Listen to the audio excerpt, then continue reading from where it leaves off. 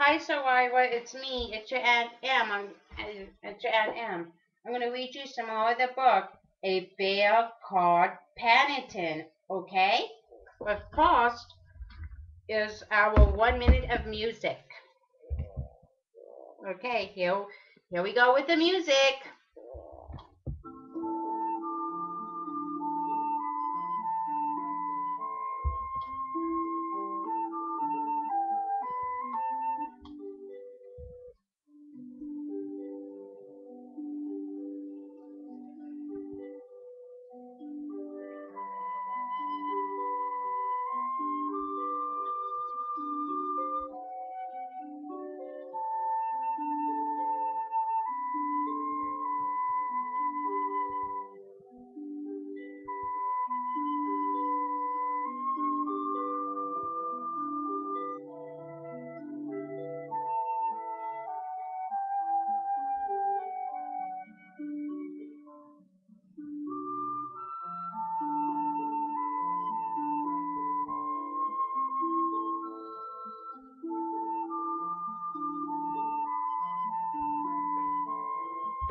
Okay, that's it for the music.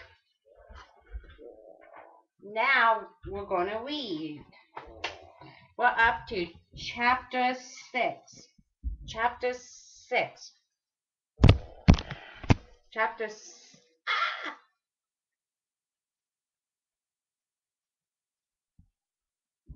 6. 1, 2, 3, 4, 5, 5, 6. Okay, chapter 6.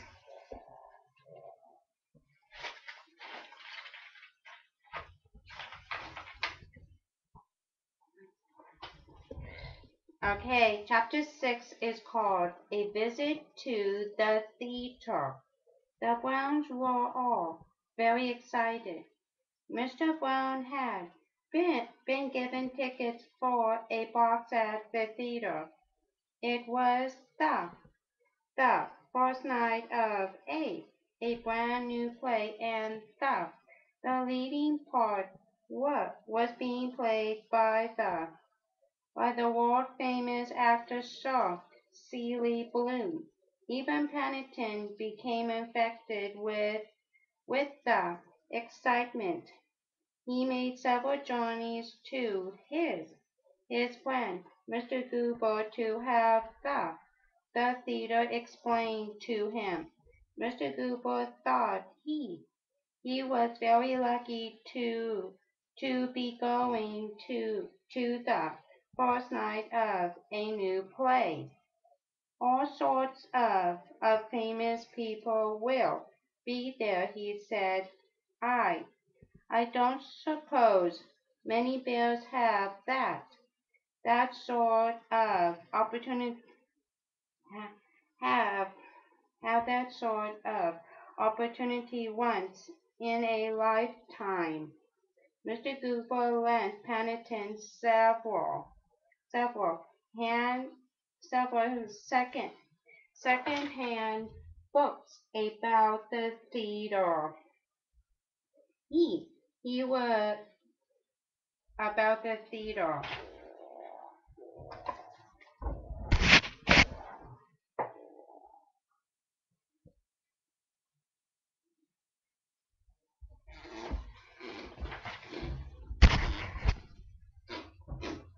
He he was rather a slow reader, but there were lots of pictures, and in one of them a a big cutout model of a stage which sprang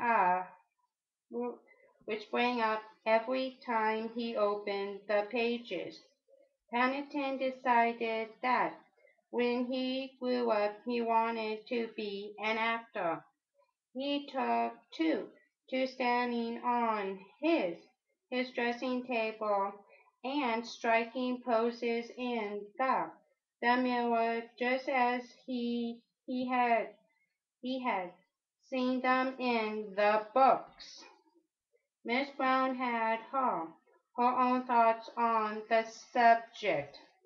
"I do hope it's a nice place," she said to Miss Bird. "You know what Paddington's like. He does take these things so seriously." "Oh well," said Miss Bird. "I shall sit at home and listen to the wireless in peace and quiet. But it will be an experience for him, and he does like experiences. So besides, he's been very good lately." "I know," said Miss Brown. "That's what worries me." As it turned out, the play itself was the least of Miss Brown's worries. Paddington was unusually silent all the way to the theater. It was the first time he he had been out after dark, and the first time he had seen the lights of London. Mr. Brown pointed out all the famous landmarks as they drove past in the car, and it was a gay party of Browns that eventually trooped into the theater. Paddington was pleased too to find it all exactly as Mr. Gruber had described it to him, even down to the the commissioner who opened the door for them and saluted as they entered the foyer. Paddington returned the salute with a wave of his paw, and then sniffed it. Everything was painted red and gold, and the theater had a nice, warm, friendly sort of smell. There was a slight upset at the cloakroom when he found he had to pay sixpence in order to leave his duffel coat and suitcase. The woman behind the counter turned quite nasty when Paddington asked for his things back. Things back. She was still talking about it in a loud voice as the attendant led them along a passage towards their seats. At the entrance to the box, the attendant paused. "Programming, sir?" she said to Paddington. "Yes, please," said Paddington, taking 5. "Thank you very much." And would you like coffee in the interval, sir?" she asked. Paddington's eyes glistened. "Oh, yes, please," he he said, imagining it was a kind thought on the part of the theater. He tried to push his way past, but the attendant barred the way. "That will be 12 and sixpence," she said, "sixpence each for the programs, and 2 shillings each for the coffee." Paddington looked as if he could hardly believe his ears. 12 shillings and sixpence, he repeated. 12 shillings and sixpence. "That's all right, Paddington," said Mr. Brown, anxious to avoid another fuss. "It's my treat. You You go in and sit down.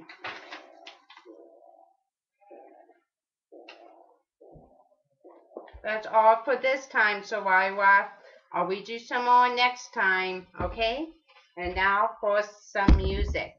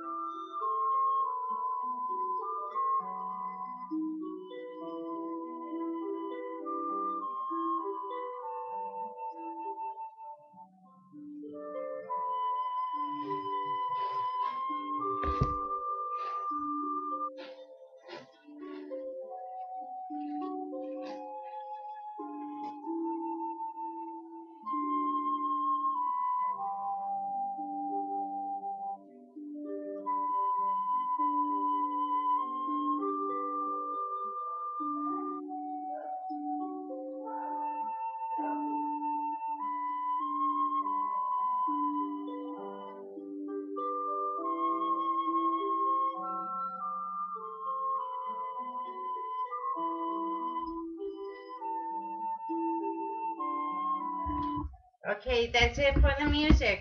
Soraya. I'll read you some more next time. Okay, bye bye. See you again next time. Lots of love and kisses. Mwah, mwah, mwah.